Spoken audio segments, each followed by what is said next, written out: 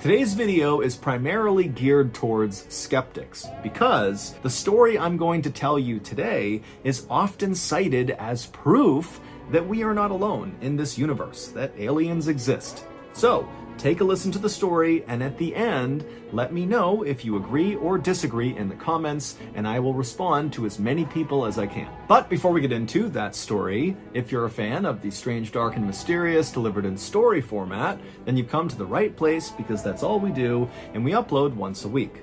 So, if that's of interest to you, please invite the like button to come out for a fun night on the town with you, but don't show up and don't answer any of their phone calls or text messages all night. Also, please subscribe. On the afternoon of June 6th, 1980, a 56-year-old man named Zygmunt Adamski, who just went by Ziggy, was having a late lunch with his wife and his cousin inside of Ziggy's little brick house in the English village of Tingley. That day had been a particularly stressful day for Ziggy and his family because the following day was Ziggy's goddaughter's wedding, and Ziggy was very close with his goddaughter. Ziggy and his wife couldn't have kids because of medical issues, and so his goddaughter had basically become, at least in Ziggy's mind, like his own daughter. And so in fact, at her wedding, Ziggy was going to be walking her down the aisle. And while Ziggy was really excited about this, he was also very stressed out that he was going to screw it up, and so he had gone over and over, what responsibilities he had as part of the wedding party, and he had this little speech he had to give that he had rehearsed 50 times, he had it written out.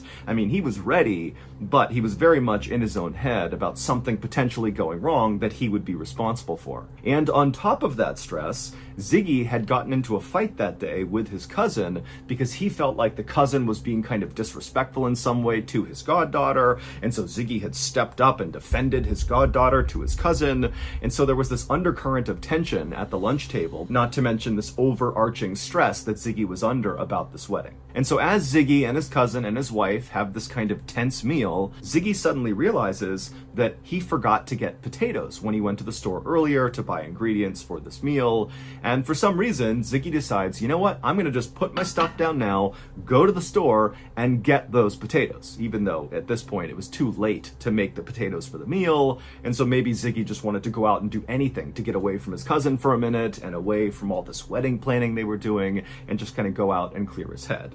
And so Ziggy put his napkin down on the table, he stood up, he told his cousin and wife that he was going out to get potatoes. They were like, okay, and the cousin actually said, do you want me to come with you? Is there anything else you need to get while you're out? And Ziggy said, nope, I'm good. He grabbed some cash out of his wallet and he headed out the door. The village of Tingley, where Ziggy and his wife lived, was a very safe place. He and his wife had actually moved there after fleeing from Poland during World War II, where both Ziggy and his wife, whose name was Lottie, had been held prisoner at some point. And so after all this trauma of being held prisoner and having to flee their home country, they had looked for the safest, best place to kind of resettle and stay for good, and Tingley was it, and they loved it. Ziggy had gotten a job in Tingley as a coal miner, and he had been doing that for 27 years. As for Lottie, she didn't work because she had a disease called multiple sclerosis, which meant she was confined to a wheelchair. But Ziggy and Lottie had quickly made lots of friends in town who were very supportive, and so it wasn't long before Ziggy and Lottie had a very happy and stable life in this town. The little shop where Ziggy was going to was only about 3 blocks away from his house, which meant walking to the store, getting potatoes, and coming back would only take a few minutes.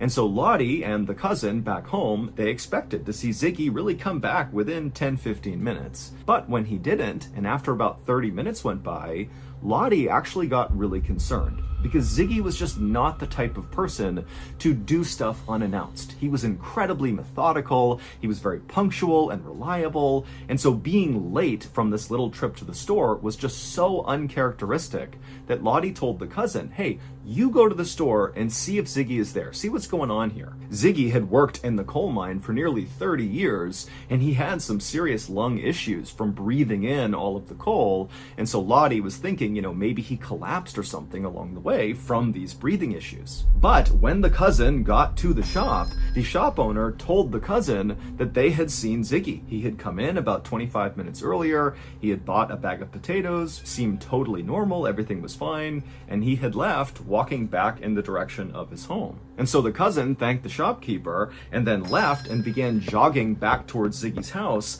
thinking, maybe he had just not seen him on the way, that maybe Ziggy was sitting down somewhere on this 3-block path. But the cousin got all the way home and didn't see any sign of Ziggy. And so after going back inside of the house, the cousin and Lottie talked about what they should do, and they actually went back out into the neighborhood asking around, asking neighbors and other people if they had seen Ziggy. But after a couple of hours of canvassing the neighborhood and not finding Ziggy or finding any indication of what happened to him, Lottie ended up calling the police. But the police were not inclined to launch a huge investigation for a grown man who's only been missing for a couple of hours in his neighborhood with no sign of foul play or any other sign that anything really bad had happened. And after the police began asking questions of Lottie and the neighbors about what Ziggy's life was like, they learned that recently Ziggy had been declined for an early retirement from the coal mine. Because of those breathing issues he was having, he had requested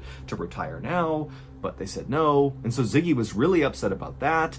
He was really stressed about this wedding of his goddaughter the next day. He had been fighting with his cousin. Also, Ziggy was basically taking care of his wife, who's in this wheelchair all the time.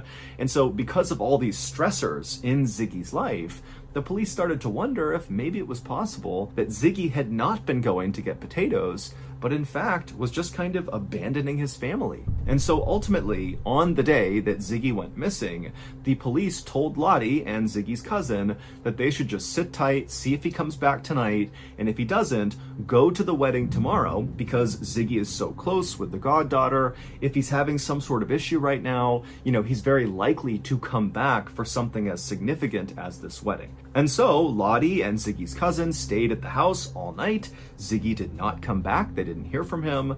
And the next day they went to the wedding, but Ziggy didn't show up for that either, even though he's supposed to walk his goddaughter down the aisle. And so after coming back from this wedding, Lottie called the police, she called local hospitals, she talked to all of her neighbors. I mean, she really put out like an all points bulletin to everybody in the area that something terrible has happened to Ziggy and we need to find him. But despite police beginning to lean into this and her neighbors really going out in force to try to find Ziggy, no one could find him. He had just vanished.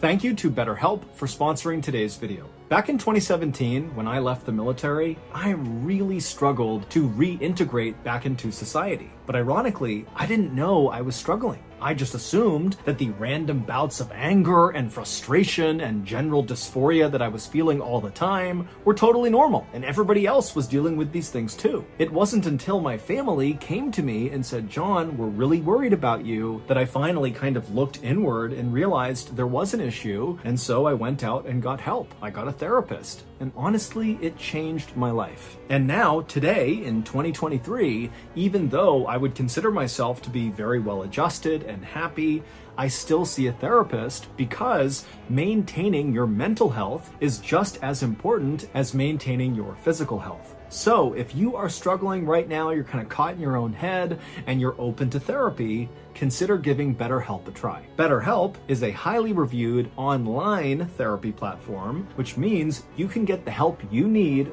right from the comfort of your own home. Get matched with a BetterHelp therapist after filling out a brief survey, and then it's up to you how you communicate, whether that's through text or chat or a phone call or video call or some combination. And if at any time you want to change your therapist, it's free and easy to do so. Go to our sponsor, betterhelp.com/MrBallin for 10% off your first month of therapy with BetterHelp and get matched with a therapist who will listen and help.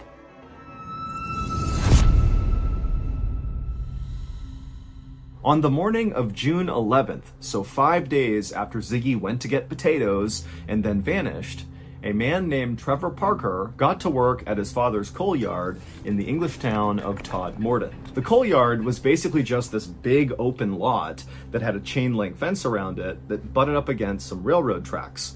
And inside of this lot were just these huge mounds of coal up against the perimeter of the lot. And then also inside of the coal yard was one small office building. And so on this morning, when Trevor pulled through the gates of this coal yard, first of all, he could see the entire yard the second he went in. And as he looked out, all he noticed was the fact that everything was wet from an early morning storm. And so after just kind of surveying around the lot to make sure none of the coal got blown around from the storm, he made his way to the small office building to do some paperwork. Trevor would work inside of that office building for a while, and then around lunchtime, Trevor decided to just go and get some lunch and kind of have a nice long lunch break. And so he left, he went to the pub, he was there for a couple of hours, and then around 3:45 p.m., he came back to the coal yard, and when he went through the gates, everything looked the same, except there was this dark thing on top of one of the coal piles in the back of the yard. Now, Trevor didn't know if he had seen it when he had first arrived that morning or if it was new, but whatever it was on this pile, it immediately caught Trevor's attention. And so after parking his vehicle, Trevor began walking over to this 12-foot tall coal pile with this thing on it, and when he got about 30 feet away from it, he realized he saw someone's shoe, that this dark figure was a person, and right away Trevor started rolling his eyes because there was a group of homeless people that lived near the railroad tracks just outside of the coal yard, and it wasn't uncommon for them to get really drunk and then wander their way into the coal yard where sometimes they would fall asleep. And so Trevor's thinking, okay, clearly one of these drunk homeless people has found their way into the coal yard and they've passed out on top of this pile of coal. And so instead of going over and talking to this person directly, Trevor just turned around, went back inside of the office building, and he called for an ambulance. The ambulance arrived a few minutes later. They did not have their sirens on. They didn't come flying into the yard. This was a routine thing they were doing. They were scooping up a drunk and bringing them back to the hospital. And so when the medics got out of their ambulance and Trevor directed them over to the proper coal pile, they were just cracking jokes along the way. This was not a big deal. When the two medics got to the bottom of the coal pile, one of them began climbing up the coal to go see this drunk person and get them down. And so Trevor, as this is happening, he walked a little bit closer, and when he did, he realized that the person who had fallen asleep on the coal, they had really nice pants on, like tailored pants. They were certainly not what Trevor expected this person to be wearing. But before Trevor could even really react to the clothes this person had on, the medic who had climbed up had finally reached this person. They reached down and began trying to move the person around. And suddenly, when they had manipulated this person's body enough, the medic's facial expression completely changed. They went from somewhat routine to totally horrified, and they backed off of this person on the coals. They turned around and ran down the coal, practically falling over themselves. And when they got down there, Trevor heard the medic say to his partner, call the police right now. And Trevor said, what's going on? What did you see? And the medic who had reacted that way just shook his head and walked away to kind of compose himself. And so Trevor at this point was starting to get spooked himself. Clearly, whatever the medic had just seen had really shaken him up. And so Trevor just kind of stood there while the other medic ran in and called police. And then a few minutes later, a police car came flying into the coal yard, and an officer named Alan Godfrey, along with his partner, got out of the car. And right away, the medic who had gone to the top of the pile and been freaked out by what he saw walked over with a very ashen face, and he told Alan Godfrey that something was terribly wrong with the person on top of this pile. And so Alan, not really sure what to expect, walked over with his partner to this coal pile, and with the medics and Trevor standing back, Alan, on his own, climbed up the coal, and he looked down at this person. And what Alan saw was a man lying on his stomach wearing a beautiful three-piece brown suit. And Alan immediately noticed that there was absolutely no soot from the coal that this guy was laying on his suit, even though Alan, just to get up here, had basically covered himself in black soot. And so he was wondering, how did this guy get up here and not get covered in soot? It didn't make any sense. Also, Alan noticed that this guy's hair looked totally bizarre. It looked like someone had given him like a really bad haircut with dull scissors, like they just grabbed tufts of his hair and kind of chopped randomly. I mean, his hair was kind of all over the place. There were bald spots. And then as Alan looked from this guy's hair down, he noticed almost hidden in his hairline was this fairly deep wound in the back of his neck that was still bleeding But there was this weird green jelly-like substance very obviously placed over this wound, and Alan had no idea what this substance was. But as weird as all that was, that didn't explain why the first medic had basically completely panicked and run away. When Alan tried to roll this guy over onto his back to try to wake him up and see if he was okay, he rolled him over, and Alan got a look at this guy's face. And immediately Alan let go of him and kind of had to step back for a second, because the guy's face was contorted in this frozen look of absolute terror. His jaw was open so wide, it was almost like his lower jaw was dislocated, and his teeth were baring, and his eyes were bulging out of his head. And so Alan quickly realized that obviously this was not just some drunk homeless person who passed out here. This was a dead person, and whatever happened to them must have been unbelievably terrifying to leave someone looking like that in their death pose. It would turn out this deceased man in the coal yard was Ziggy Adamski. But this did not solve the mystery of what happened to Ziggy 5 days earlier. In fact, his discovery really only created more questions. This town where this coal yard was, Todmorden, was located 25 miles away from where Ziggy lived. And as far as anyone knew, Ziggy didn't know anybody in Todmorden, so there was no reason for him to be there. And number two, when he had left to go get potatoes, he had been on foot. So did he walk 25 miles to this random town? Also, assuming he did just walk to this coal yard, this coal yard is a big, wide open lot that if you were standing anywhere near it, even outside the fence, you could look in and basically see the entire place. So it just seemed really unlikely that Ziggy could just walk into this very public open space and get to the top of one of these coal piles without somebody noticing him, whether that was Trevor or one of the other employees that were there,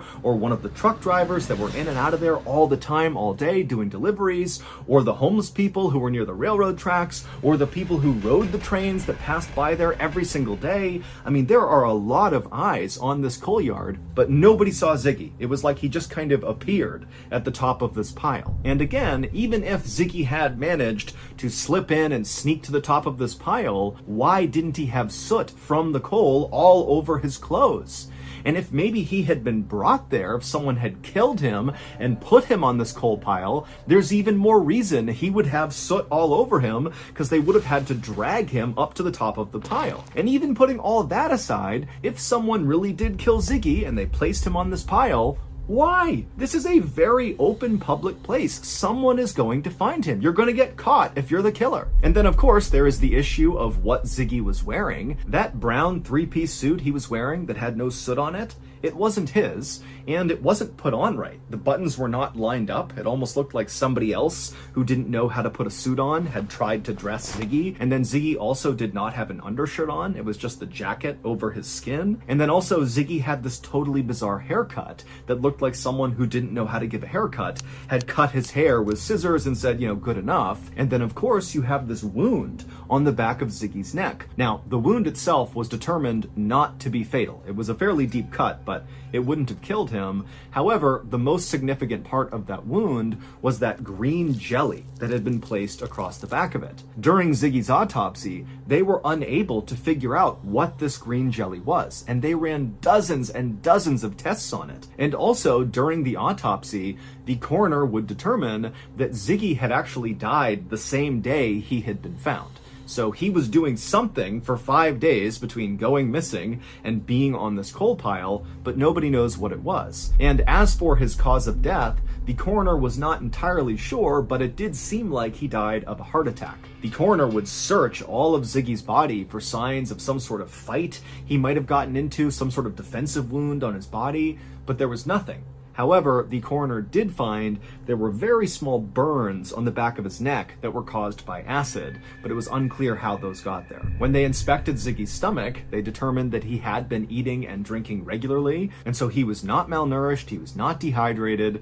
He was relatively healthy when he died. He just had this heart attack for unknown reasons, and apparently whatever gave him the heart attack scared him so badly, his face contorted in that horrible way. Ultimately, the coroner just kind of gave up and ruled that Ziggy had died of natural causes, and then the case was closed. But to this day, no one really has any idea how Ziggy went from going out to get groceries to winding up 25 miles away, dressed differently, with this haircut, with this jelly on him and acid burns, dead with this horrible look on his face on this coal pile. It doesn't make any sense. This case has become very famous because people say it is the best example of alien abduction. That Ziggy had left his house to get groceries, got abducted by aliens, and then over 5 days, these aliens did stuff to Ziggy, including cutting into his neck and dropping acid on him, and then they put that green stuff on the back of his neck. They dressed him the way they thought people dressed, in the suit, but they didn't really do it right, and then they literally just dropped him on top of this coal pile, which would explain why he didn't have soot all over him. He was dead, they dropped him, and he just landed on the top of the coal pile. And even if you think that's totally far-fetched, keep in mind, still today, we do not know what that green jelly compound was on the back of his neck. It's literally never been identified, and people have been trying to figure it out for 40 plus years. Also, it's worth noting that one of the responding police officers, Alan Godfrey, claimed to have seen a UFO within weeks of finding Ziggy Adamski. So that's going to do it. If you got something out of today's episode, be sure to check out our podcast called the Mr. Ballin Podcast, where we have literally hundreds more stories just like this one, many of which are only on the podcast. Again, it's called the Mr. Ballin Podcast, and it's available exclusively on Amazon Music.